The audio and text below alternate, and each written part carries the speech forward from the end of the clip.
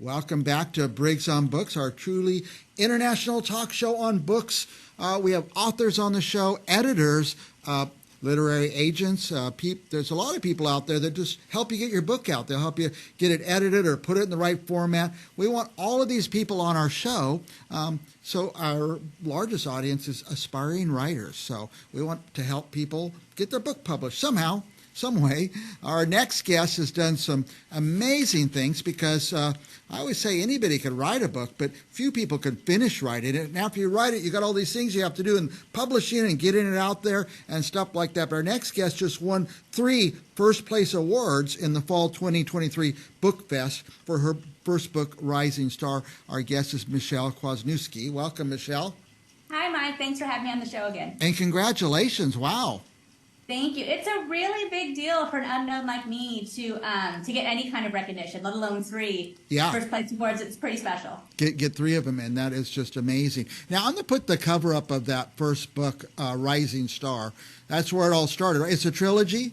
It's a trilogy, and everything starts with Rising Star. The trilogy is called The Rise and Fall of DANI TRUEHART, and people think they know what the fall is, but you actually really don't. So it's kind of an interesting play on words because that's definitely a classic book title right there. By the way, here's all 3 books, The Rise and Fall of DANI TRUEHART series, and it starts with the award-winning Rising Star. Can you tell us anything without giving away the story?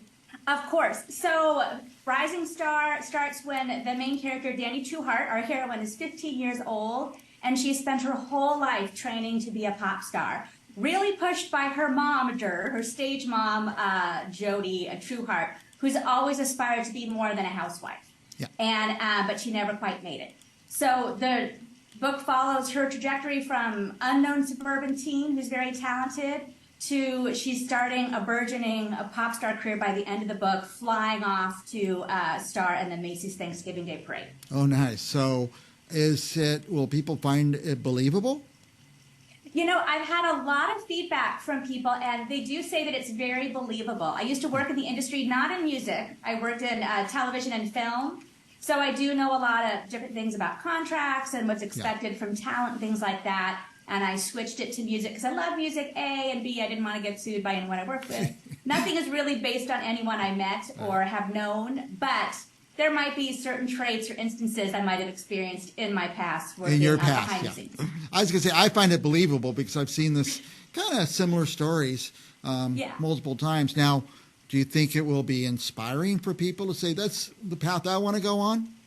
You know, I think it'll be inspiring. I also think it just offers a behind-the-scenes look at all the darker stuff and the stresses that a lot of people don't think when they want to be, you know, a social media sensation, an influencer, or maybe even in front of the camera, like on the red carpet, actor, model, whatever it is. Whatever the industry is, if you're making your living off your image and your talent, there are a lot of pressures involved, and there are a lot of people waiting to cash in on you. So that's a lot of pressure to be supporting all the people who are making you a star. Yeah, I've heard people just say, "Oh, I just want to be famous." It doesn't matter what they do, but they want to be famous, and that's something people aspire to. So it sounds nice, you know, because then you get, people send you free stuff. You don't have to wait in line at a restaurant. But really, not being able to go and see a movie with your friends or hang out with your kid at the park without being mobbed, and then everyone always deciding who you are just by, like, if you lose your temper at a checkout counter or whatever. There's a lot more to it than just the free stuff and the fame. Now, it's a trilogy. Here's, by the way, it's the second book, Burning Bright. Same character, I would imagine. She's slightly older. The trilogy has a really tight timeline. It ends just after she turns 17, so really 15 to 17. And there's a lot of action packed in these 3 books. The whole trilogy is just 15 to 17. Yeah, but you know what? Those years when you're young, everything is either black or white. It's such a big deal. There are a lot of emotions involved. And so it kind of all blends in because just like there's a lot of pressure to succeed and constantly be producing more successful things so you stay in the spotlight, being a teen, there's so much pressure there with friends and family and grades and trying to figure out who you are. So I just really felt that those stories went well together as opposed to choosing to write about, like maybe say a 20-year-old. Yeah, and there's the final Falling Star, the third of the trilogy. There's the cover for our viewers. Now, who is going to read this book, or who do you hope reads it?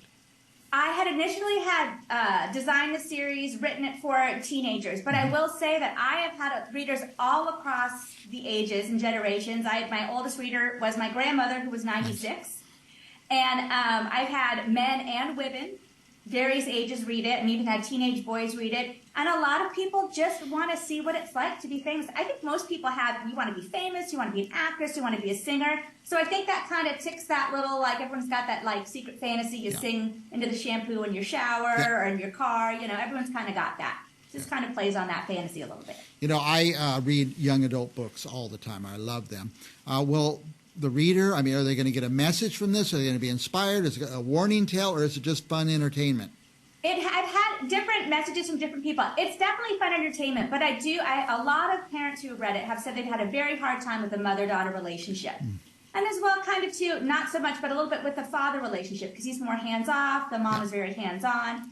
And so seeing how those pressures put on a teen such a young age, who hasn't been educated in a formal situation in high school, she's always running to auditions and lessons, so she really lacks that ability to make those decisions and all the things that you practice in high school.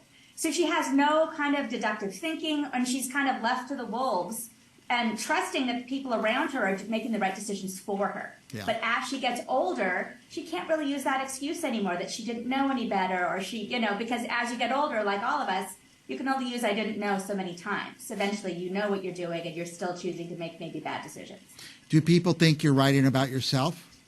People think I'm writing about myself, or specifically people that I used to work with. Yeah. And I did work with a very famous pop star, and I swear this is not about her at all. She was much older when I wrote than DANI is at the time. Yeah. But it definitely, people enjoy it because it does seem very realistic. I try to pepper it a lot of realistic places and a lot of things that I've seen as far as like scheduling and publicity requirements or things you have to do to always stay in the spotlight, because you're always having to produce if you want to be famous. It's not just one great album. You have to keep producing over and over and doing the interviews and walking the red carpets so people don't forget about you.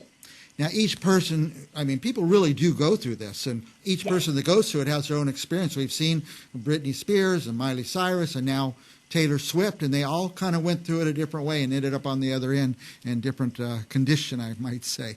So. Yeah.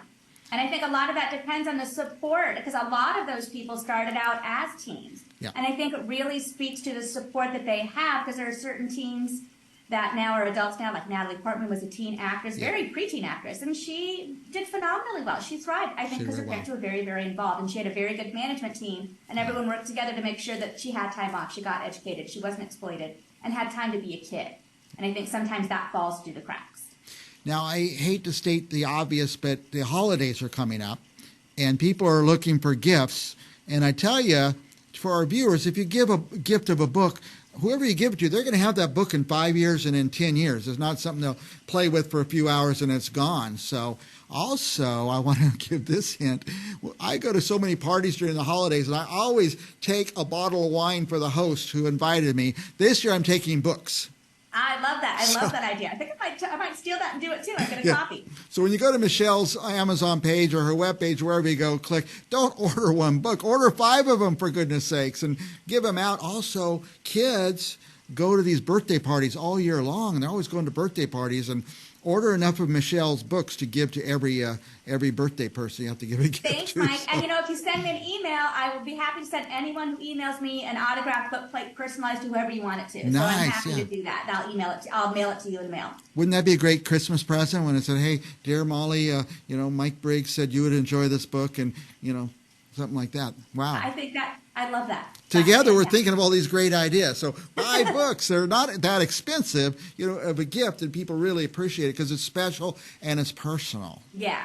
Yeah. Well, thanks, Mike, for the plug. I appreciate that. Let me ask you this. We have your website on the screen and your Instagram. What will people find if they go to your website? So if they find, like I have your last interview right at the top of my website. So I list that. I list awards. I list my publicity appearances and things like that. I also have testimonials from people who read the book. Nice. And then I do a weekly blog where I talk about being a writer, being a mom, and, because we're all just trying to figure our way through the path. And so I'm working on a new series right now, so I have challenges, and so I tend to write about that or what I'm doing for the holidays. And so it's a nice way to keep in touch with the readers on a personal level. Yeah. Now, well, I'm going to ask you some questions, but I don't want to give anything away. We're going to see some changes in the life of DANI TRUEHART, how she begins and how it ends. Maybe, I don't know if the titles give away anything, but Rising Star is the first, Burning Bright is the second, and here's the third, Falling Star. So I guess we'll see the whole cycle, about, what, a 2 or 3 year cycle? It is. And I will say, like, in Burning Bright, it is just actually that. Her star is on fire, and she's traveling around the world. I'm not giving anything away there. She's just become a megastar, releasing albums back to back. But she's also traveling around the world.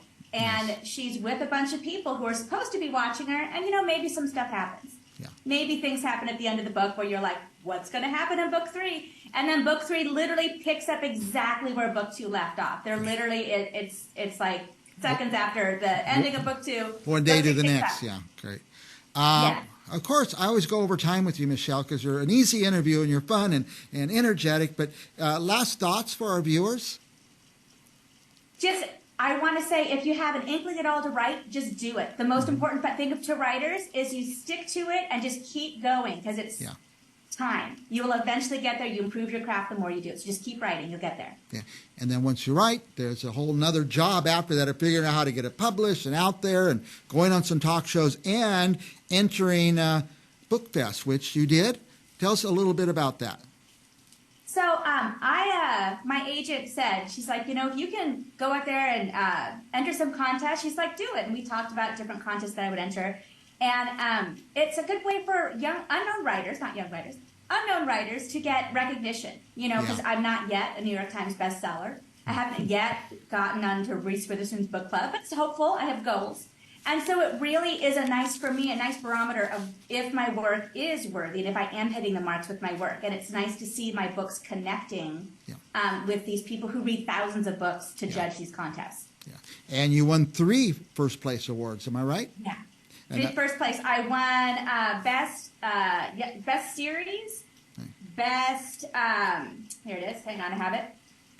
Best Young Adult Literary and Coming of Age, and Best Young Adult Social Themes. Very nice. So, and the social themes in the series, those are just amazing, because this is a social theme, because it's so easy for kids to become famous today, and adults, but really kids. And I think that sometimes they focus on that rather than their studies or other things. And so I just like to highlight that it's not all, Instagram selfies and, Yeah, there's more to life. Books, that's what is more to life. I read every day an hour. I feel it's part of my job. I really read more than an hour, but I'm only supposed to read an hour in my time budget. But thank you, Michele. You are inspiring. You got it done. You got the books published. You're winning awards, and you took the time to come on this show. So thank you very much. Well, thanks for having me on the show. I'll come back anytime, and thanks for everything you do for unknown writers. All right. And for our viewers, don't go anywhere. More authors are coming up. We'll be right back.